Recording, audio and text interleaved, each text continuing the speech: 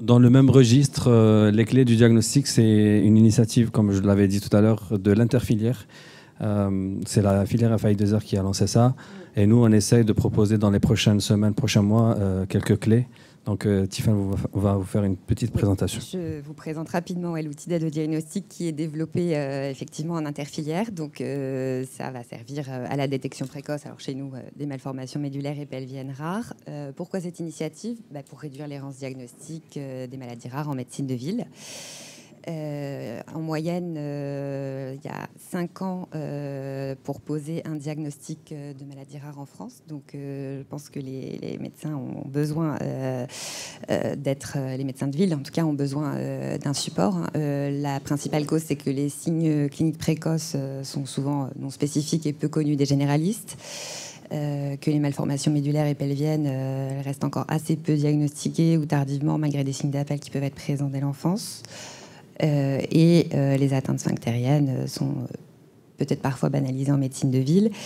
L'objectif des clés, c'est donc de créer un lien entre médecine de ville et hospitalière, de fournir un outil rapide, pédagogique pour éveiller le doute, la culture du doute chez le médecin généraliste et orienter vers une exploration précoce et des centres experts. Alors, les clés. L'origine du projet, donc, ça a été piloté effectivement par la filière FAI2R, portée par les 23 filières et soutenue par la DGOS.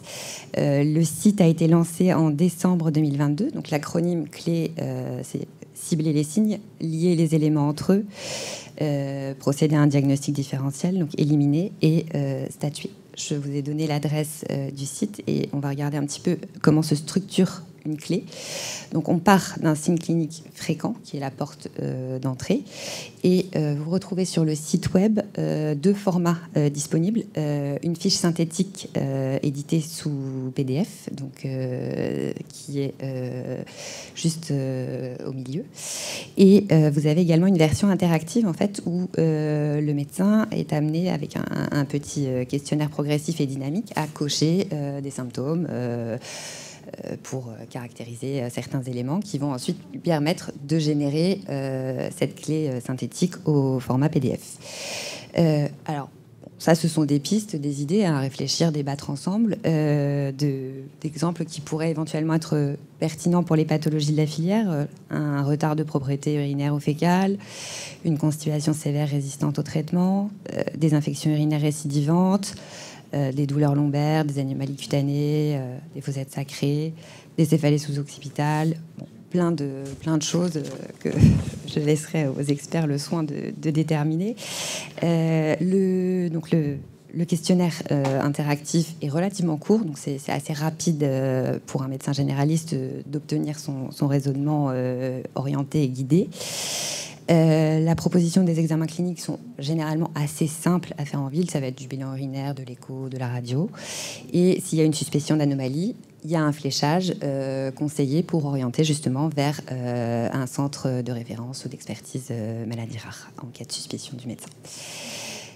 Donc l'approche méthodologique, c'est une formation très implicite par l'usage. Chaque clé va aider à intégrer un raisonnement clinique reproductible pour le praticien de ville. C'est une méthode qui est basée sur le questionnement guidé, à la manière d'un arbre décisionnel. D'ailleurs, les clés s'inspirent des pas à pas en pédiatrie que vous devez déjà connaître.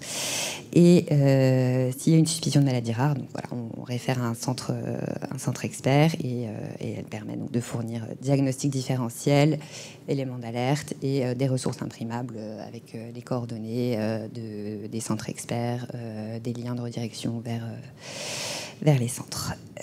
Alors les bénéfices, ils sont croisés, même si la première intention était de développer cet outil vraiment pour aider les médecins généralistes. C'est un gain de temps et un repérage précoce de signes d'appel un peu banal mais évocateur.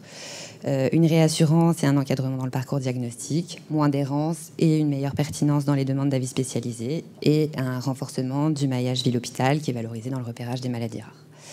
Côté praticien expert, donc de votre côté, ça permet d'améliorer la détection des malformations complexes dès la petite enfance et de contribuer à l'amélioration du parcours de soins très rapidement, favoriser l'accès précoce à une prise en charge hautement spécialisée, renforcer la visibilité, la diffusion des guidelines et renforcer le lien vie-l'hôpital en réduisant les consultations inappropriées ou trop tardives. Voilà, donc les projets d'évaluation. Alors actuellement, pour vous faire un petit point d'étape, il y a déjà 16 clés qui ont été développées par différentes filières sur le site. Il y en a 43 qui sont en cours de rédaction, relecture. On peut l'intégrer dans des outils numériques de consultation, DMP ou logiciels de cabinet. Chaque filière peut proposer des clés. Donc, c'est vraiment à vous de trouver des symptômes, des portes d'entrée pertinentes pour faire une proposition de maquette de clés. Et ensuite, il y a un comité de relecture qui est composé de médecins enseignants du collège général, du collège des généralistes enseignants et de la Société française de pédiatrie, puisque ça s'inspire des PAPA en pédiatrie, qui vous propose une aide à la relecture, ainsi que des associations de patients qui peuvent être sollicitées aussi. Voilà, donc en fait, ces clés du diagnostic sont vraiment un pont entre la pratique quotidienne généraliste et l'expertise des centres, un levier pédagogique, une vraie valeur ajoutée pour la filière, puisque c'est un vecteur de diffusion de bonnes pratiques et de vos savoirs experts. Et voilà, je pense qu'on a tous un rôle à jouer dans l'actualisation et la promotion de clés pertinentes pour les pathologies qui rentrent dans le champ d'expertise de la filière. Et j'ai une petite slide qui est très ébauchée, interactive, justement parce que c'est un atelier et que l'idée est que ce soit très très dynamique. C'est des thèmes des pistes de clés qui pourraient être développées selon les centres, avec plusieurs propositions dont je vous laisse éventuellement débattre et argumenter. Voilà, sachant que la plus aboutie est effectivement la clé qu'on a relue avec le docteur Crétol sur l'incontinence fécale. Et les deux clés que j'ai présentées pour CEMAVEM, c'est quelque chose qu'on avait vaguement évoqué avec le professeur Parker sur des céphalées sous-occipitales. Et pour ma revue, où j'avais envoyé récemment au professeur Ilgonemi, une clé en fait qui a été réalisée par le professeur Dobromé de Bordeaux pour le compte de l'Association française de pédiatrie ambulatoire et qui part de la porte d'entrée Bourse-Vite avec un arbre décisionnel comme ça qui pourrait parfaitement être recyclé en clé du diagnostic avec des étapes de guidage comme ça qui s'intégreraient parfaitement dans la maquette des clés. Voilà, si vous voulez échanger ou reparler de ça plus tard, je pense qu'on n'a pas beaucoup de temps maintenant, mais la porte est ouverte. Merci beaucoup.